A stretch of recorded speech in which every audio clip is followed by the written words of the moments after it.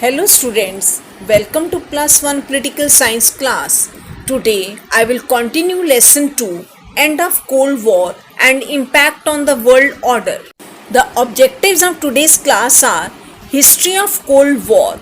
Under this I will discuss Cold War during 1947 to 1962, the Cuban Missile Crisis, detente of 1970s, and the new Cold War from 1979 to 1987.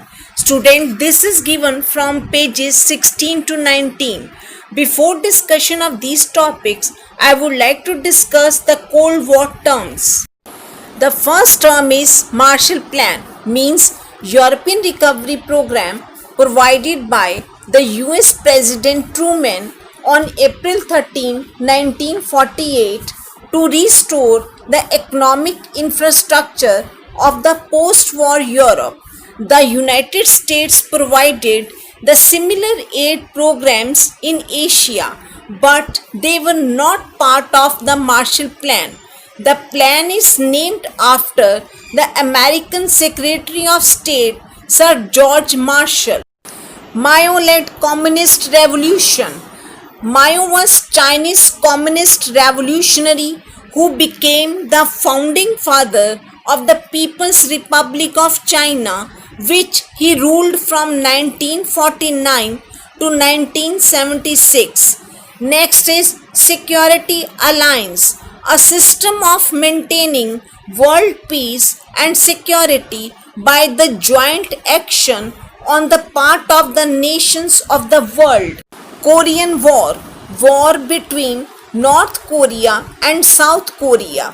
North Korea was supported by China and Soviet Union, and South Korea by the United States. It started in 1950 when North Korea invaded South Korea. It's a part of the Cold War.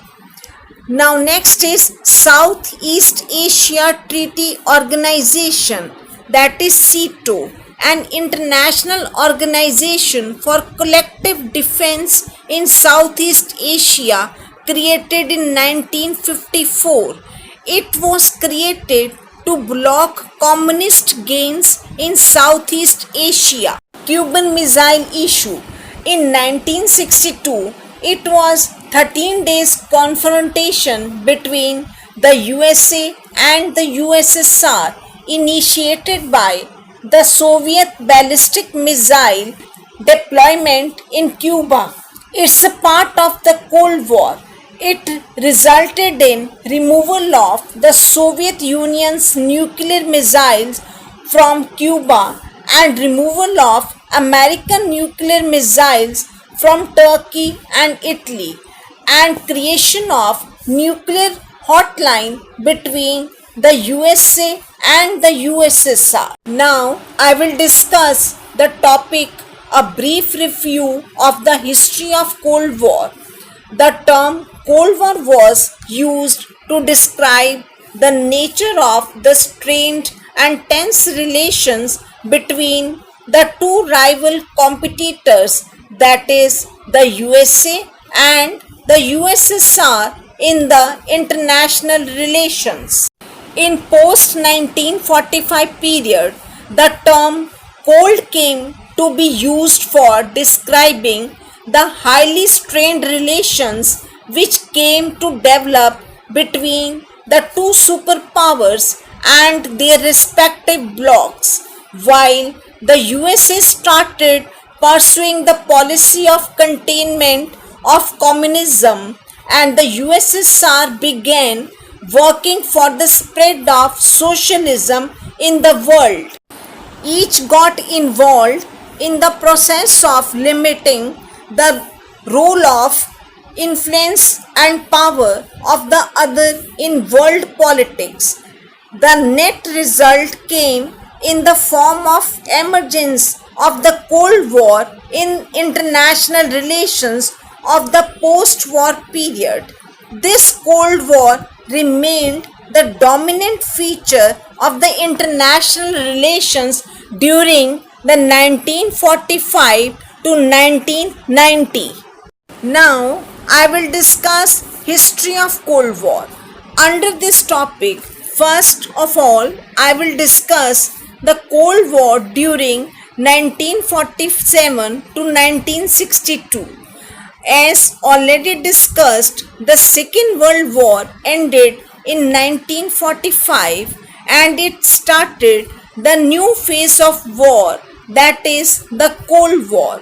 From the year 1947 till 1962, various incidents took place between the USA and the USSR that come under the category of the Cold War, like the Truman Doctrine, the Marshall Plan, NATO, the Korean War, SEATO, Warsaw Pact, etc. Now, I will discuss each in detail to make it clear that both sides prepared the world for the Cold War. First, I will talk about the Truman Doctrine.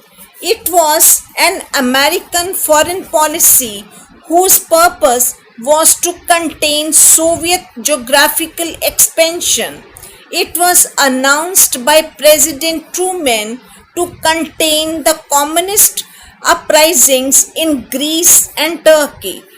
Direct American military force was not involved but was supported financially. The Truman Doctrine was informally extended to become the basis of American Cold War policy throughout the Europe and around the world. The next is Marshall Plan. The plan was signed by the President Truman on April 13, 1948, and aid was distributed to 16 European nations. It was the United States European Recovery Program providing aid to the Western Europe following the devastation of the Second World War.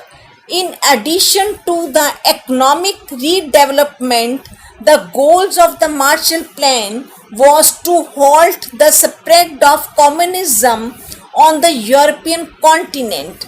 The World War participating countries including France and Great Britain also accepted the plan, and Soviet Union rejected the plan and created their own Molotov plan for the Eastern Bloc.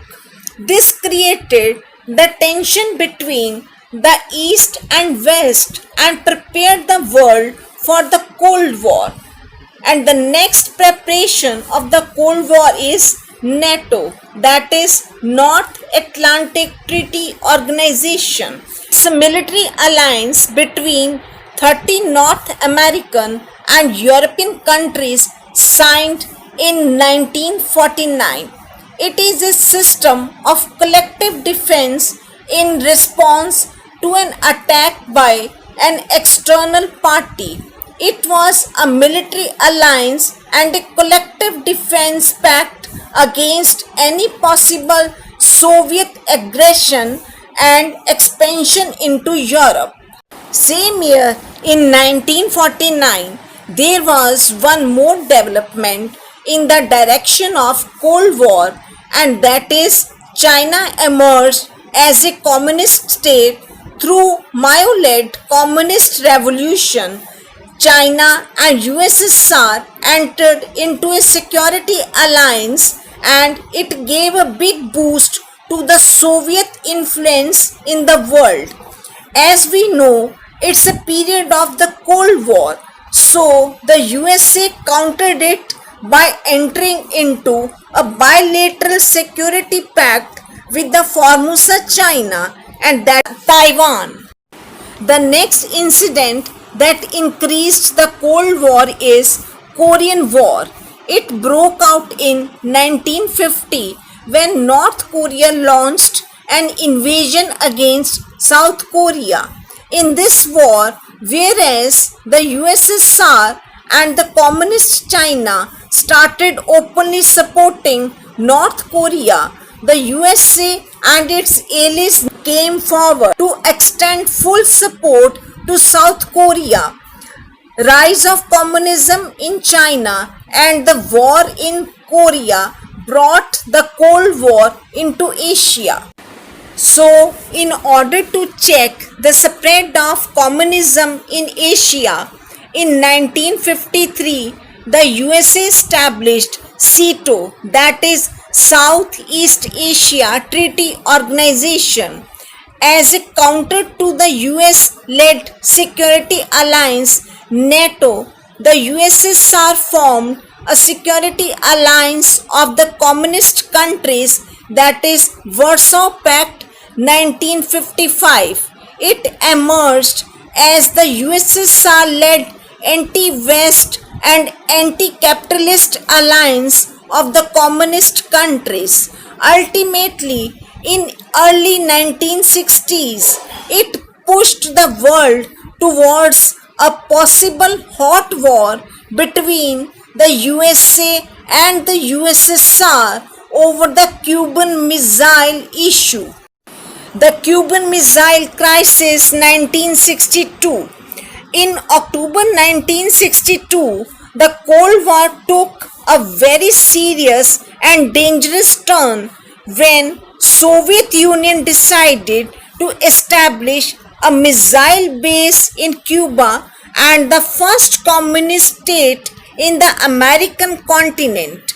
It therefore dispatched its missile carrying ships to Cuba.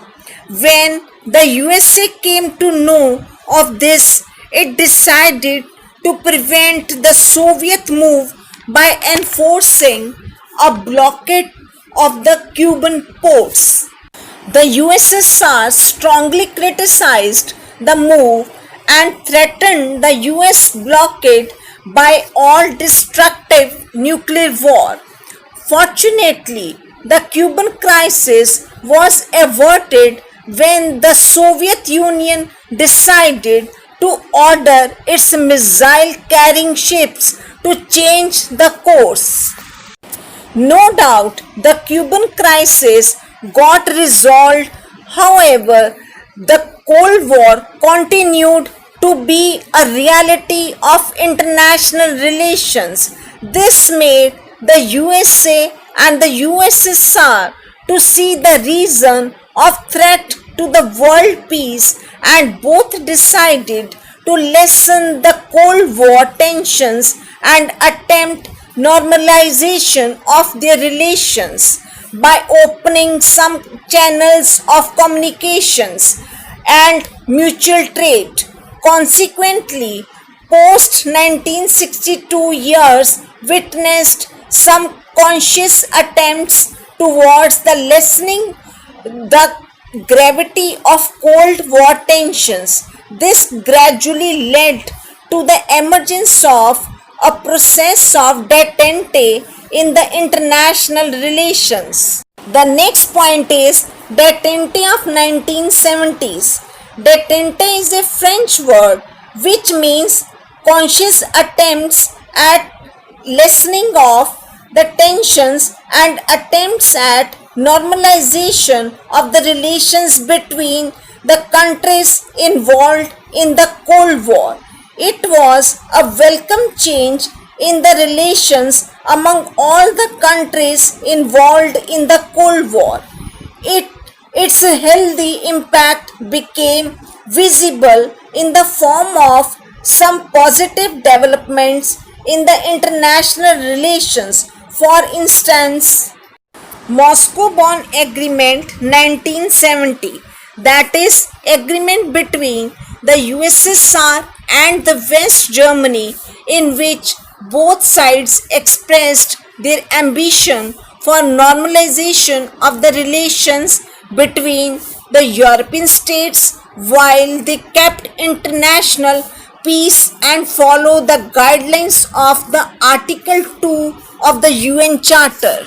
Article 2 of the UN Charter prohibits the threat or use of force and calls on all the members to respect the sovereignty, territorial integrity, and political independence of other states. In July 1972, an agreement was signed between North and South Korea to establish peace and nationwide unity. However, later it could not be done due to instability of their political power in the country. But still, we must appreciate the step taken to maintain peace. Even East Germany and West Germany agreement of 1972 was an effort to settle the things between both sides, but it could not be done till 1990. The Shimla Agreement signed between India and Pakistan in 1972 led to the independence of Bangladesh. The agreement was the result of resolve of both the countries to put an end to the conflict that has marred their relations. It was a step taken to normalize the relations between India and Pakistan. Even the Camp David Accords between Egypt and Israel were made in 1978 to normalize the relations. These agreements made the environment of international relations of 1970s quite satisfying, but that entente came to be a short-lived exercise, and in 1979 a new Cold War came to develop between the USA and the USSR. New Cold War from 1979 to 1987.